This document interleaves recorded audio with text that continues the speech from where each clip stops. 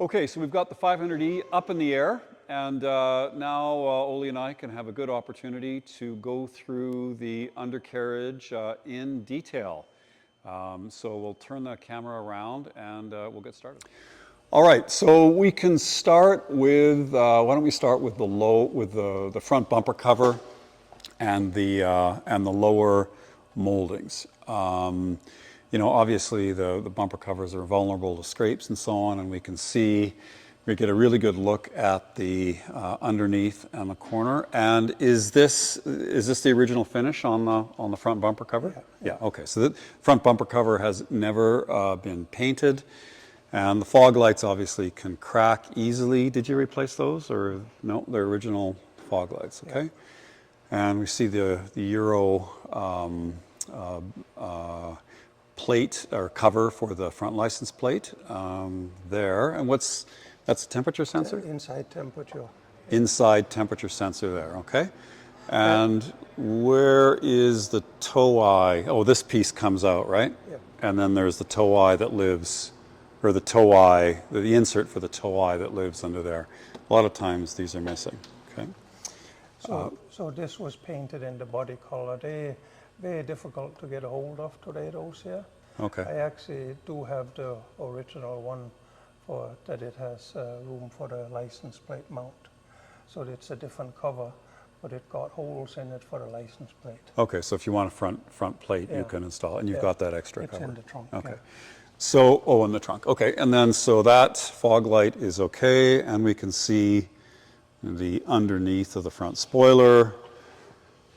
And what I look for is corrosion on the fasteners, because usually the fasteners are the first things to corrode. And so you know if all the fasteners are nice, then you know likely the rest of the undercarriage is too. Now we've taken off the under tray here, and so we can see that. And you know, there's no evidence that anything was leaking on it, and it's not cracked. And we do have all of the fasteners for it. There's no missing fasteners, right? No. Because oftentimes, just about on every car, you know, there's whatever 15 or 20 of these that the car starts with, and then over time they sort of diminish. Okay, so that is the front bumper cover, and it's basically perfect, and we don't see any warping of the material. And let's just take a walk around the lower sills. And now the lower portions in the darker color have been repainted, right?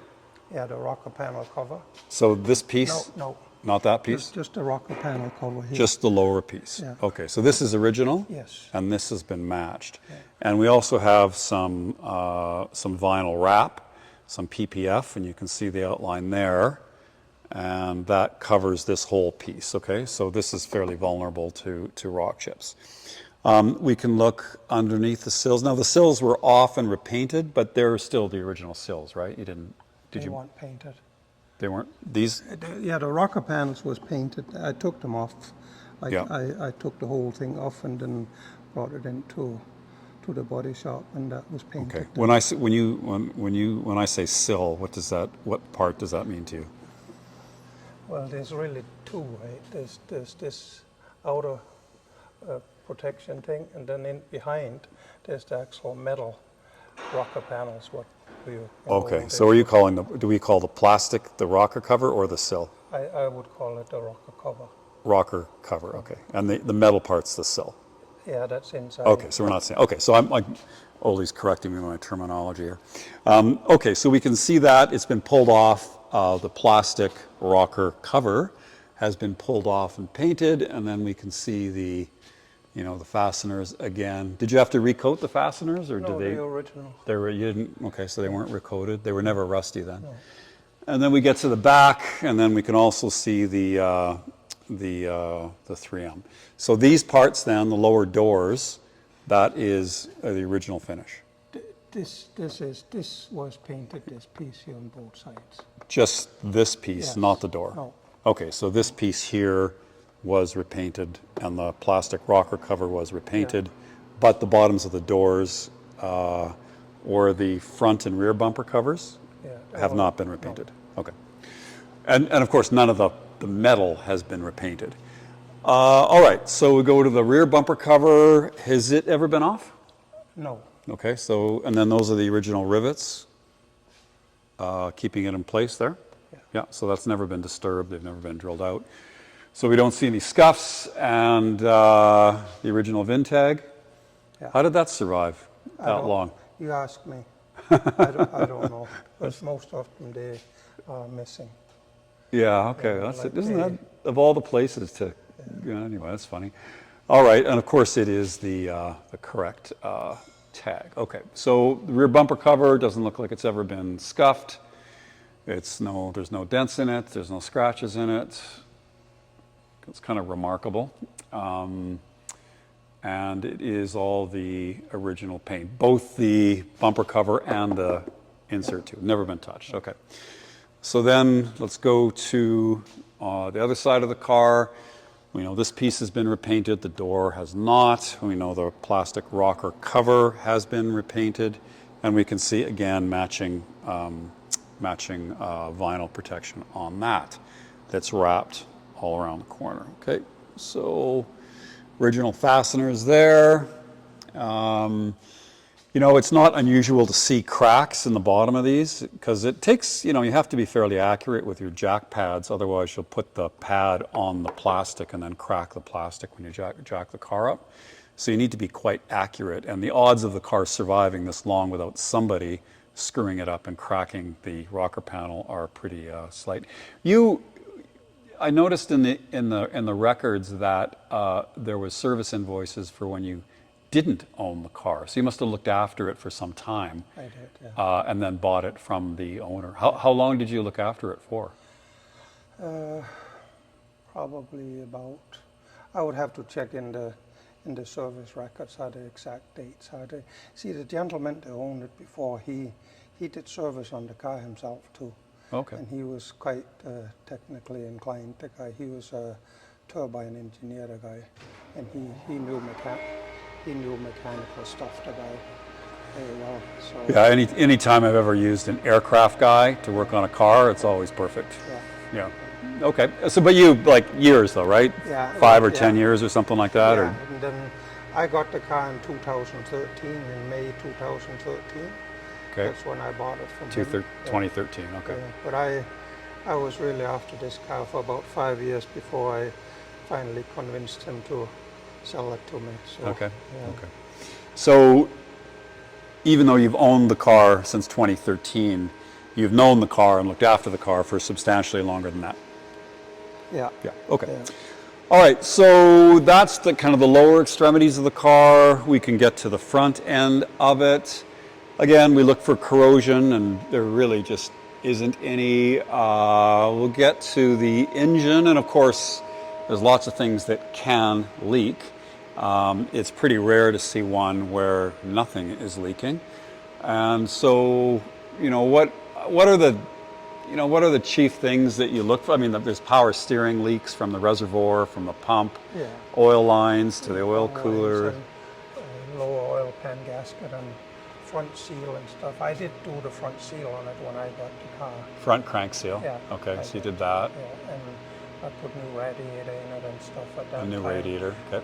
Just for preventive, because of the age of the car. Yeah. And like it's an original bare radiator in it that I put in, and not a aftermarket. Right. Well, I don't, is there anything aftermarket on this entire car? No. No, yeah. No. All right, so the engine, we don't see any leaks from power steering. We don't see any leaks from engine oil, from oil lines. So it's really dry underneath, and then with the under trays, there's nothing that's collected on that, okay? So when was the last time the transmission was serviced? I would have to look in the book now. I can't say that just now because I do have a few other cars. That I keep a pretty close record of everything on the cars. How often do you do a transmission service Well, generally? they always did, like in the old days, they did not have they specified what they do in the modern cars. Now it's lifetime oil. So we used to do 48,000 kilometers, do the filter and the oil on them, and the torque converter too. In those older cars, they actually had a drain pot on the torque converter, Yeah. which they went away with, so you never really got all the oil out of it. Right. With the later car models. So, but this here actually has a drain plug in it, so you get probably 99% or 98%. Okay. And you would have done it at some point. Oh, I have done it several times. Yeah. Okay. You know, like it's not. But how many kilometers would you have put on this car? Well, not very much, because I bought it with, I think it was 101,000 kilometer, and it got like 104, 105,000 kilometers on it now. 4,000 kilometers Yeah. in more than 10 years. Yeah. Yeah. Okay. Okay. On all your cars, do you do an annual oil change even if you don't drive it, or do you leave it for 2 years? I normally do, you know, like this year actually has this got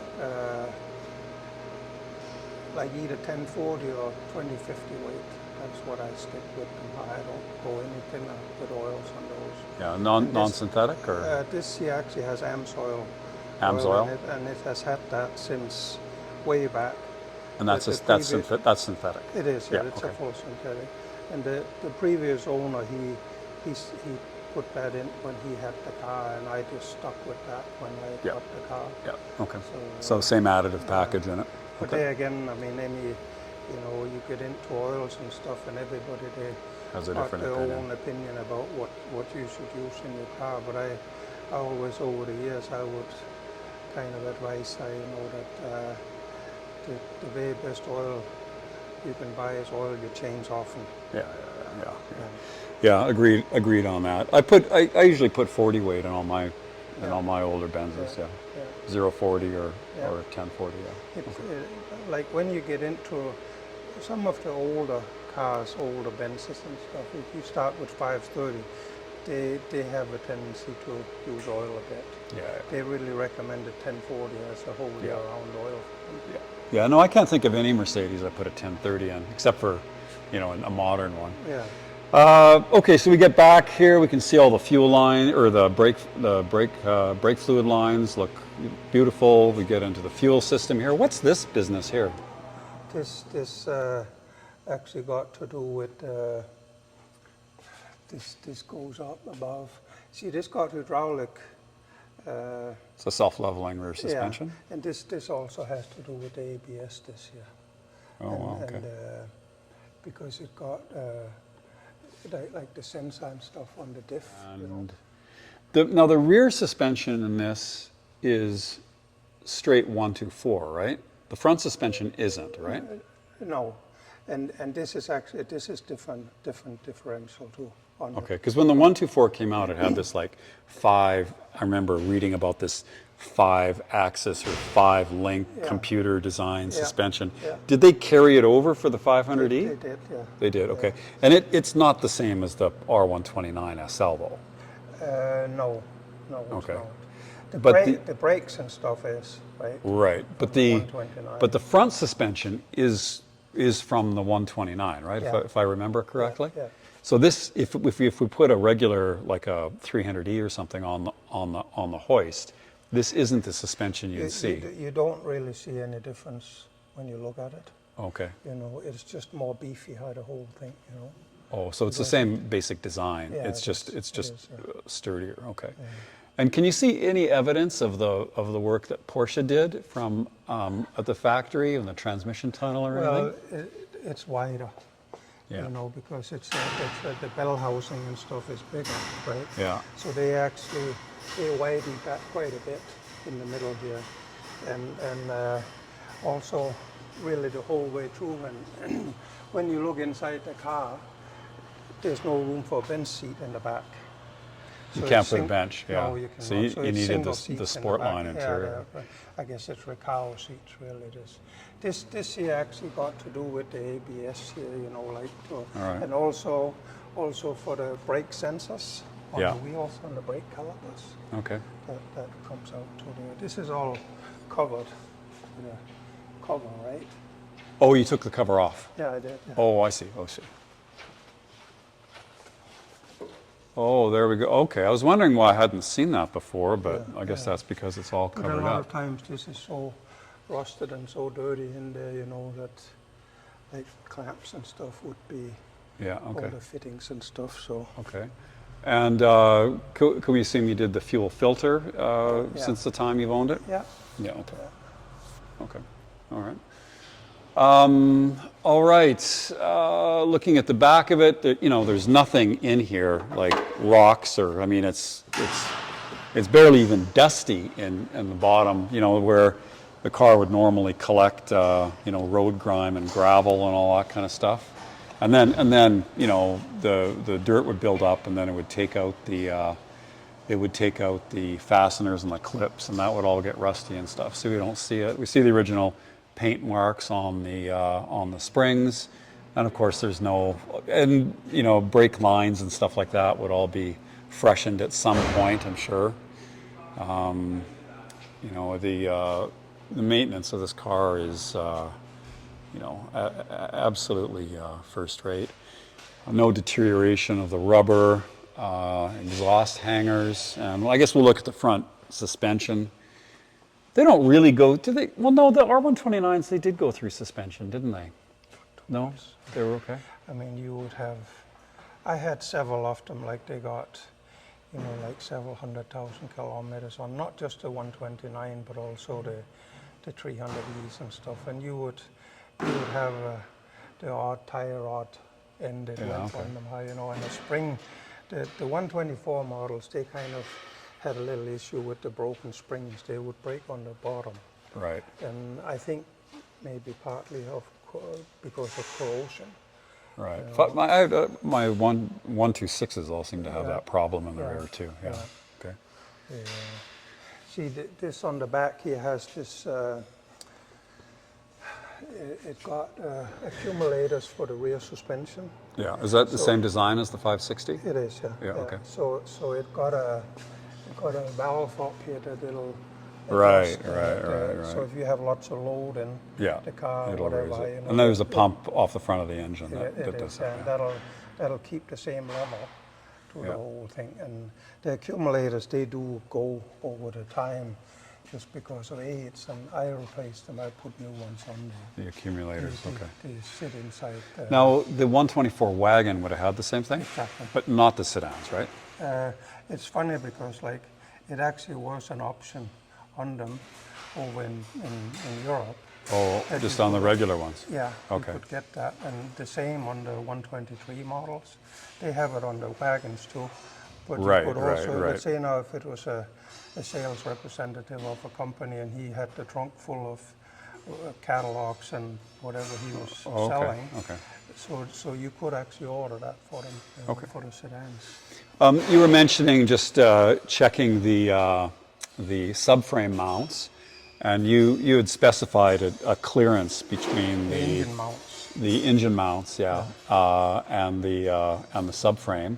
And I think you said it's new. They were like 22 mils or 23 mil. 23 millimeters is new German-made ones, like German-made motor mounts. Yeah. And I have seen the motor mounts that came from offshore, and they actually start out with that they're maybe 2-3 millimeter lower than a German-made one. Okay. So not the same, right? And this here is the original ones, but you can measure in between the subframe and also the upper oil pan here. And if the motor mounts they want, they'll go down kind of below 20 to down to 17 millimeter.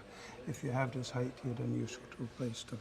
Yeah. Okay. This here has about 21 millimeters in between there, so they're still okay.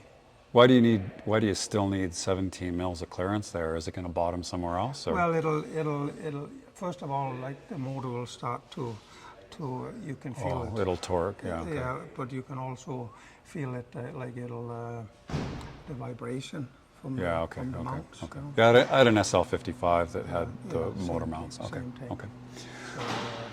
So, Okay, so we know it's got a new bare radiator, and we'll put it down on the ground and go through the top of the engine where things are a bit easier to see. But I don't know if I can show you much more on the underside. You know, certainly there's no damage. You know, there's virtually no corrosion on even the heat shields on the exhaust. There's no dents on the under tray. There's no cracking on any of the lower cladding. There's no corrosion on any of the bolts or lines. There's no leaks from the engine. There's no deterioration of rubber anywhere. There's no missing fasteners. The under trays are still in good shape.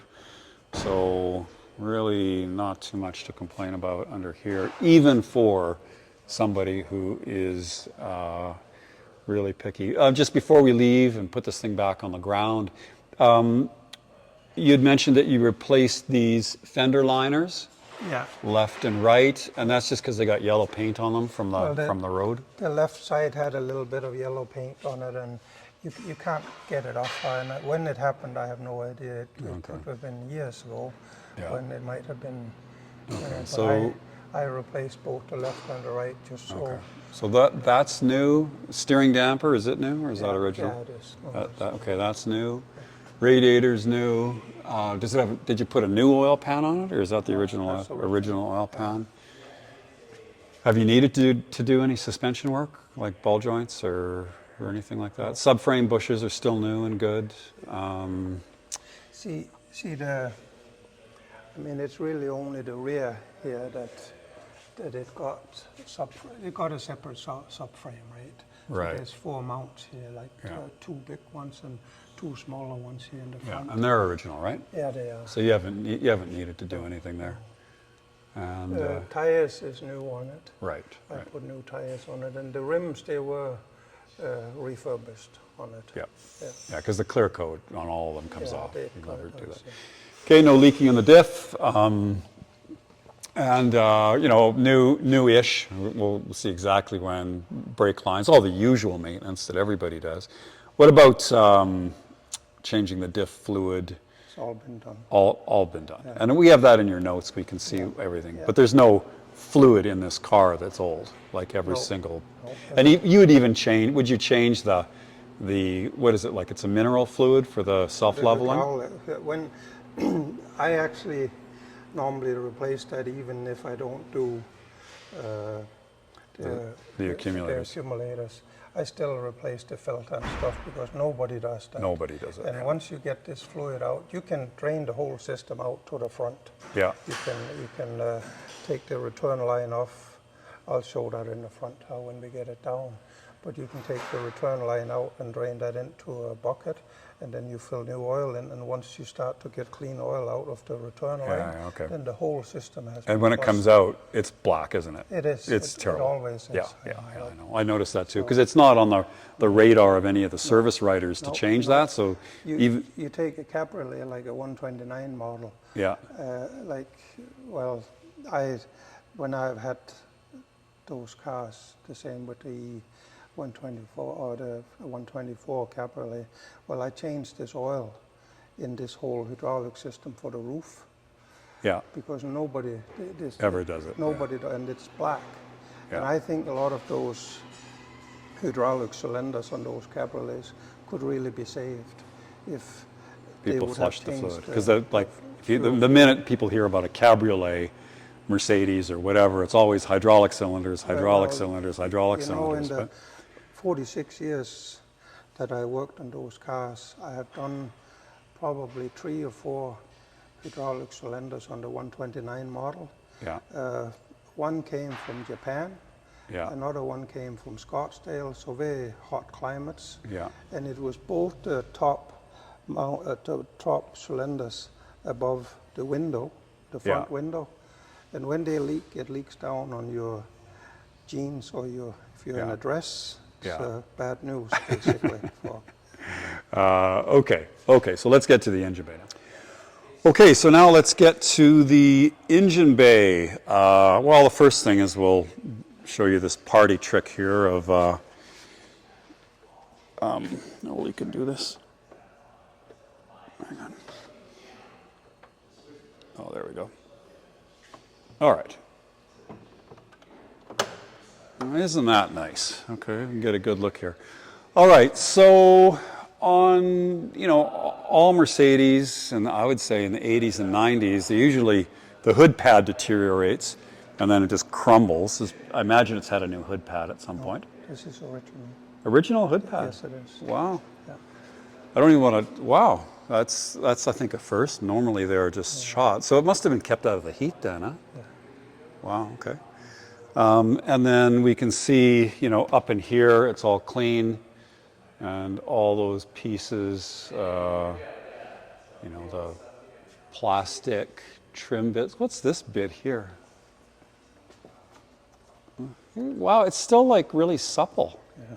It just sits above the Yeah, radiator. as a seal. here. I don't even think I've seen that before. Is that a 500E thing or? Yeah, the other one, the normal ones, they don't have that. Yeah, okay. The 124 model. Okay. All right. And that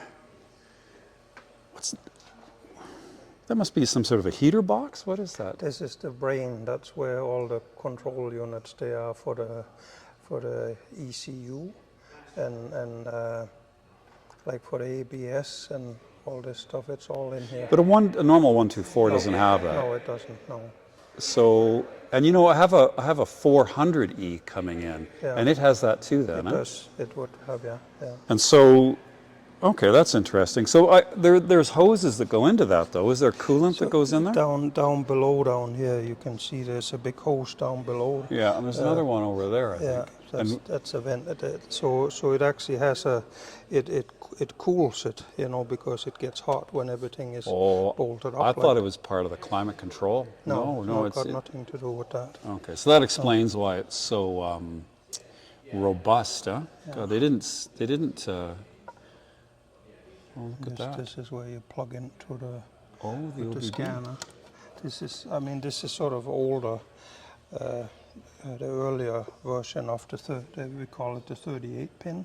Okay. The earlier ones, they just had this here with so you would plug in a LED light and then you could kind of test the different, very, very sort of Primitive, yeah. primitive, yeah, exactly.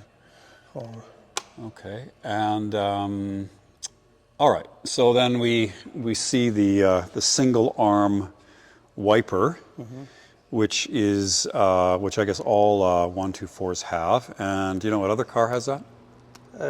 This was, I believe, the first car that had that. The one. But do you know what other manufacturer No. adopted that? No. Spiker. Oh, okay. Because on the Spiker, Yeah. Spiker that we had, it had the same mechanism. I believe when this came out in 80, 85, 86, they actually had this was the windshield wiper. They wiped the biggest area. Yeah, I of the remember that. windshield. It was like 89% Something like instead that. of, yeah, no, I remember it when it came out. Yeah. All right, so fuse box in there. Now, are those all the stock fuses? Or did you redo anything with those? So the stock ones, they would have had aluminum. This is all copper fuses now. Originally, it would have had aluminum fuses, like still porcelain fuses like this. But aluminum aluminum strips. Yeah. strips, and they had a tendency to corrode a bit. Those things. Yeah. So you can get them. Those here, you can buy those copper fuses, and then I normally just replace all of them. You've done that with all your cars, right? Because your cabriolets have those too. Yeah. Okay. Yeah. It's the wrong place to save the money on this, Yeah. Yeah. Sometimes the manufacturers can be funny with it. Well, Like a super expensive car, and then they cheap out on the silliest things, huh? See, That's climate control, right? yeah, that's for the Actually, it has one for the rear defrost too. The normal ones, they have that. This year's you can replace those. Yeah. No, I had one go. I had one go on me. Yeah. Okay, and you know the car's original paint. We know that fenders have never been off. We know that. You know, all the finishes are original. Okay, we can see the emissions stickers. So the AC is from the factory 134? Yeah. It was, so it didn't need to be retrofitted, right? No, it already had. And what year was that? What year did they, like 90? That's a good question. 93, I think? Sorry, what year is It's this? just about, it was in the early 90s, you know, that they started okay. with that. And sorry, this, I forgot the year of this car. What is it? 94. It's a 94, okay. Yeah. So I think 93 was the first year where they had R134. Yeah. Okay, and you've done that before? Yep. Okay. All right, and this engine is the 119, right? Yeah. M119, and it would have come out in the, I guess the SL500, the 129 first, Yeah. and then I guess at the same time the new 1992 S-Class, Yeah. and then it would have made its way into this car. But this, the 124, I guess as everybody knows, most people know, was never designed for this engine. It was never even designed for a V8 at all, was it? No. And so what's the story? So Porsche had the assembly line built for their 959s, and the 959 production ended. I think this is sort of what I mean, I'm not a historian or anything like that, but the way that I have understood it over the years is that in the early 90s, Porsche, they were not doing very good financially. No, disaster. And the engineers from Porsche and Mercedes, well, they go to the same pub over in Germany probably, and they got chatting a bit. Both in Stuttgart. So Mercedes, they did not have a four-door sedan to compete with the BMW M5, and they were very much interested in to get into this market. Right. But what they wanted to do, this particular body style now, because they widened the body on it front and back, it simply did not fit on the production line at Mercedes. It was too wide. So then so it wasn't just the shell that wouldn't accommodate the engine, it was the body shell which was too wide for the assembly line. The whole thing would, so then they shipped the shell over to Porsche, and they modified everything so the V8 would fit in it, like they widened the tunnel, and there was quite a bit done to this shell. Yeah. And then it was shipped back to Mercedes, and then they painted the whole thing, and you know, and then it actually went back to Porsche again to be assembled now. Yeah. And so then, final assembly was at Porsche or Mercedes? As far as I know, it was at Porsche, but then it went back to Mercedes again. And I really question if they made any money with this car. No. This shipping back and forth is like just the logistics of it was pretty. There was a couple cars. I mean, I remember the Cadillac Alante was like that. I think it used to fly on a 747 to go back and forth. And then, but it wasn't just the engine, right? So they took not just the engine, but it was the whole front subframe and suspension from the 129. Yeah. So they basically grafted Brakes that and on. Stuff and Yeah. I mean, they had all this stuff. There was not really any need to start to develop new. Right. New So it was and basically brakes adapting the whole front end of an R129 and putting it in a 124. Yeah. And then so that assembly line though, that was my understanding, and my information comes from the Ledviskin's book, Excellence Was Expected, and he goes through it. This is just from memory, I read it years ago. But I think that assembly line was used for the 959, and when the 959 production ended, it was empty. Yeah. And then when the 500E production ended in 95, I guess, then 94, 95? Well, so they first had the 500E, right? Yeah. That was the earlier ones of them. and then it became an E500. Right, the new You know, bonnet in and 94, right? You know, yeah. headlights and so on. Yeah.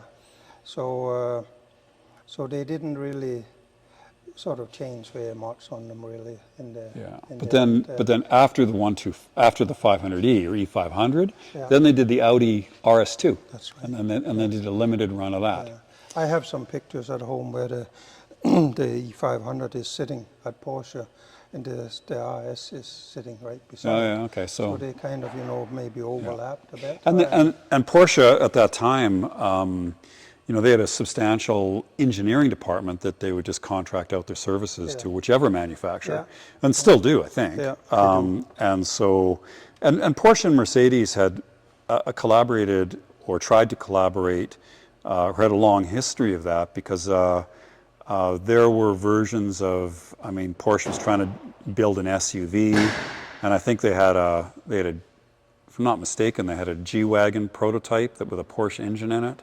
And they had a whole bunch of other, you know, collaborations with Mercedes before this. Okay, so they had a kind of a long history of working together. But anyway, let's look at the top of this. So we've got the air pump, and I think you said you put a new air pump in it. You can. They have troubles with the bearings in the clutch here. Yeah. And like the normal E320s and stuff, they had this issue too, and they wear out, and they can actually seize up those pumps. So you can get them rebuilt, like buy rebuilt ones on an exchange base, but you don't really know what you get. I have had a couple of them where I thought it was a good idea to, because they're about half the money as a new one is, and I put them in, and they were just as noisy as what I took out. And this here is actually an original one from Mercedes. I think when I bought this, it was about $1,300 or $1,400. Right, and most people would just cut the belt, right? Because you don't need that for it to run. Well, it will, the car will run and everything, but it does. This actually only runs just the first like 10 few minutes, seconds or something. When the engine is cold. Start. So you know, most of them I see that this fails, and then they just cut the belt and forget about it. Put a shorter belt. Or put a shorter belt. Yeah. Okay, so I know I've replaced many or rebuilt many of these reservoirs in various Mercedes. Have you done this one? I have, and what actually happens to them? They got a very short hose underneath the reservoir. It goes down to the pump. Yeah. And that hose, you got to take the reservoir off. And it's a pretty easy job to replace this little short hose, but it got two hose clamps underneath there. You can't really see it. Yeah. But it's in underneath, and it goes down to the pump. It basically feeds fluid down to the power steering pump then. All right. So and then they do leak those things and, over the years. And what about the power steering pump itself? I haven't done anything. You haven't touched that. Okay. And you did. You replaced the oil feed lines for the camshaft. For the camshaft, yeah. And I think you were showing me where'd we put those? I do have pictures of all this work too when I did that. I saw we have a little thumb drive. Okay, so these guys, these are the oil tubes that lubricate the cam bearings? Yeah, the camshafts, the whole thing, they're the cam bearings. The cam bearings, okay, so there's 16 of those. Yeah. And they're in perfect shape, but you found aluminum ones. Yeah. Okay. So these have all been retrofitted with aluminum. Okay. And then when you took the valve covers off, you would have new gaskets. You would have put new gaskets. New arbor rails. Okay. And I put new spark plugs and all this stuff on it too at the same time. And what about the water pump? And this is timing chains, right? Wouldn't have belts, right? Yeah, but like 104,000 kilometers, the timing chain, there's nothing wrong with those. Yeah. And they last a long time. And is there a tensioner then? There's a tension or two on it, yeah. And that was okay? Didn't need replacing? Yeah. Okay. Yeah. The 117 engines have those kind of Teflon things that get brittle. Does this have the same arrangement? So what it's basically like rails where the chains they go around, Yeah. And those things, they become brittle. The 117s, they're pretty famous for that. So they, what actually happens, they start to rattle when you start Yeah, I've to had pull. that. I've had that. And Like now, clack, yeah. and now this is the time to do something very Yeah, quick.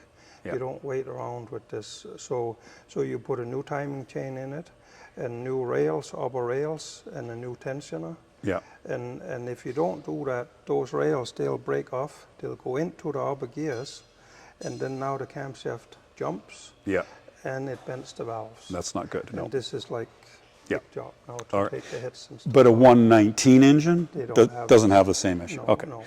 So, like, I know on all the commentary and so on, everybody's like, oh, you know, you got to do the timing chain, you got to do the timing chain. But I got a. I mean, I won't say I've done hundreds of timing chains over the years, but I've done quite a few, and I've also had.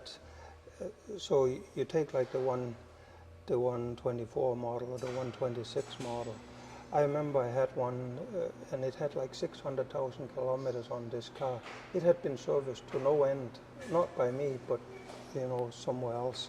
And so I started to service this car, and well, I replaced the timing. This was the original timing chain and tension on. This is a 103 motor. That one, a straight 6-cylinder with a single overhead cam, and it's a single chain. Those ones, not a double chain.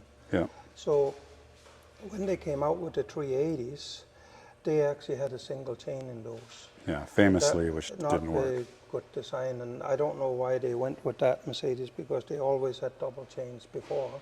Then they tried to save that, and they broke those chains on the warranty when the cars were still under warranty. Yeah, and I think in 83 they got the double row, something like that. Yeah, they knew they had troubles there, and they so they replaced that. You can update the older ones, but it's It's a pretty expensive. big job. Okay, so you haven't done the water pump, didn't need it. No. Timing. Thermostat was done, and Thermostat. all the hoses and stuff, and Okay. Clutch fan. Okay. Now everybody who's listening to this is going to be like, "What about the wiring harness? What about the wiring harness?" So let's talk about the wiring harnesses on these. Yeah. So they were made out of biodegradable material, and I don't know why they did that, Mercedes, but it didn't take very long before they had problems with that. The insulation would break, then the wires, they would shorten over inside, and they had issues with this. Some of them, they were even replaced when the cars were on the So I've got a brochure for a 300E and from 86 or whatever, and there's a pamphlet on it about the new ecologically friendly Mercedes-Benz, and they went on to describe how the lining of the glove box was made of recycled material, and there were all these like recycled materials in the car, and this was like a Mercedes initiative. So at the time it seemed like a good idea, but putting that in the engine bay maybe wasn't such a great idea. It's interesting because with the 103 engine, the 86 and up, I've actually never done a harness on those 103 motors. When they came with the 104, with the double overhead cam, the straight 6, well, those ones, they had exactly the same problem with this biodegradable. Right. And those, I don't think there's any of them out there today that hasn't been replaced. Right, so you know what, so thinking about it, I think this brochure I have isn't from 86, I think it's probably from 93 or something like that when they changed. Okay, okay. So this I did right away, the upper harness, and it's basically, once, if you check a car out or something, you start to poke a little bit with the wires around here on the front, because this gets very, very hot above here. Yeah. And you can feel it right away, how they crumble those things inside. Then it shortens over inside, and you can have all sorts of issues with this. It might not run, or it could quit and run again. But this is the whole thing. It goes back all the way up to this plug up here. Right, okay. And then there's actually a lower harness too, which a lot of people, they don't replace. They don't give as much problems, the lower harness, as there's not as many wires to it. It goes very close in behind where the cover for the starter sits. So it does get hot in there. Another thing that most people, they don't do anything with is down below here. Not this here, this is the air mass sensor that's up here, and this wire here is part of the new wire harness. But down below, there's a thing, it's called a throttle body. Yeah. This actually goes out here and up here. Okay. And well, this wire down here, that can actually go faulty too on them. I had this out and I sent it down to the States to have it rebuilt. Okay. And the same with the... Okay, so do we call this a hot wire injection? It is. Okay, That's and then what's down here. and that little wires down there. Yeah. And what does it do? Well, the lower part, this is not part of the actual throttle body. Well, Right. it is. The air comes through there, right? Yeah. And it measures the temperature and all this stuff with this hot wire. But down below, there's this throttle body, and that's actually a flap that opens and closes. Yeah. Okay. You know, and that's inside. They can be rebuilt. Those things. They haven't been available for Mercedes for quite a few years. Those things. And with some of the newer Mercedes, you know, we've got and Porsches as well. We've got like plastic cooling tubes and some other things that give problems. Do we have that with this car? No. So so all the breather hoses here, they are all made out of rubber. Yeah. And they have all been replaced. They do get hard and become brittle, but it's relatively easy to get to all this here, right? Yeah. It's just it's really not very complicated to replace.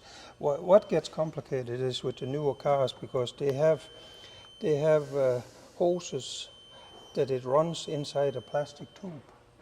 And you can't see it. The only way you can check if they're leaking those things is with a smoke tester. Yeah. So you run smoke into the breather system, and well, you can do that in the vacuum system too. And you can then trace it where it is, the leak is. So, Okay. So, all right, and we haven't done anything with the exhaust, no manifolds, it's all no original. gaskets. Yeah. Where's the pump for the self-leveling rear suspension? That's the fluid, right? Yeah. And that's like a mineral fluid? It is, yeah. Okay. Yeah, it's ZHM, yeah. Okay, and then... Those ones here, they always go black outside too, and the sticker and everything. I actually replaced this tank here so it would look nice. You can see the fluid in it, how you know. And Right, stuff. right. And Okay. this is the return line I was talking about earlier. Yep. So you can disconnect that and run a hose to a bucket or container, and then you fill oil in. You have a funnel here, and you fill oil in and just run the old oil out. And as soon as it starts to be clear, then you know you have cleaned out the whole system then. Okay, well that's... All the brake fluid and all this stuff has been replaced on it, Right. and you know what. Right. But you haven't needed to replace calipers or, you know, No, it's all original. emergency brake. Did you have to relubricate that or whatever? It was all... I mean, I'm not really sure this car has actually been out in the rain or not. You know, like, Not under your because watch. no, and I do know that the gentleman that I bought it from, well, he worked offshore, and he was gone for most of the winter. Yeah. So this car was parked through the winter. He had if he came back, he had another, actually a turbo diesel that he drove in the winter if he was back. And was he the original owner of the car? No, he bought it in 2001. Okay. And it's all in the papers how when it came to Alberta, the car. So it was sold new out in Vancouver. Okay. And it was serviced there. And I actually have a printout of what they did to this car up to 1998 from Mercedes. And we've got the books that are stamped too. Yeah. Now, something that never gets done on these cars, I'm going to put you on the spot. Have you aimed the windshield wiper squirters?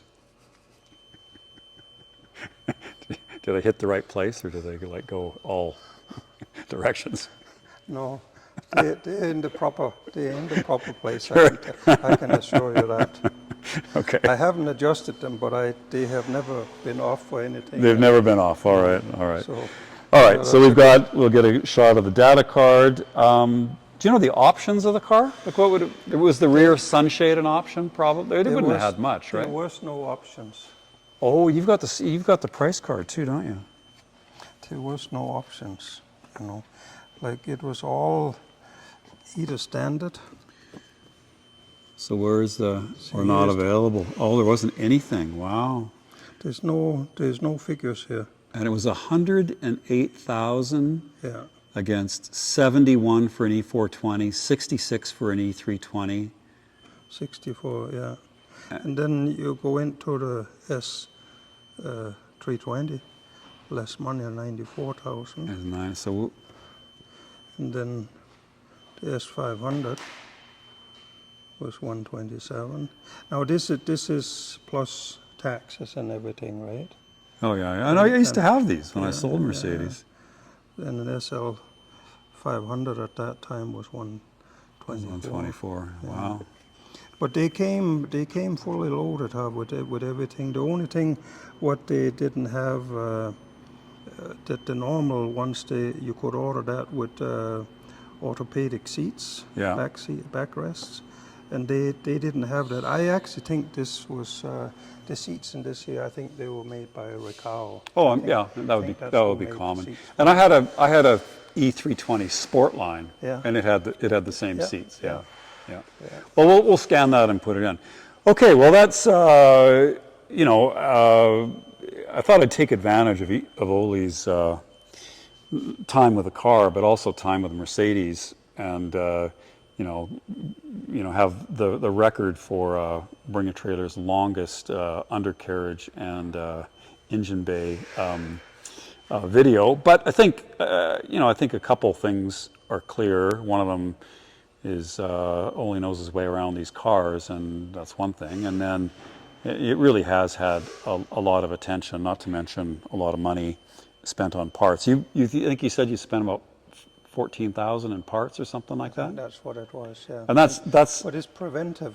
that's preventative stuff. That's nothing that broke. And then No. and it's like you bought the car after looking after it for like 10 years, and it was in good shape. Yeah. And if you spent, like, I think the number is 13 and change, but how many hours would you have spent? I don't count the hours, Lawrence. But it's not 100. It's more than that. Well, I don't know, but So if you took your E500 into a dealer and said order, because those are wholesale numbers for parts. well, that would probably they would have spent probably $40,000-$50,000. Yeah, it would be something like that. Yeah. Okay, so Not to make dealership look negative or No, but they- negative or anything, but they gotta pay everybody. This is how it is, right? yeah, so so I would suggest that this is who you want to buy an E500 from.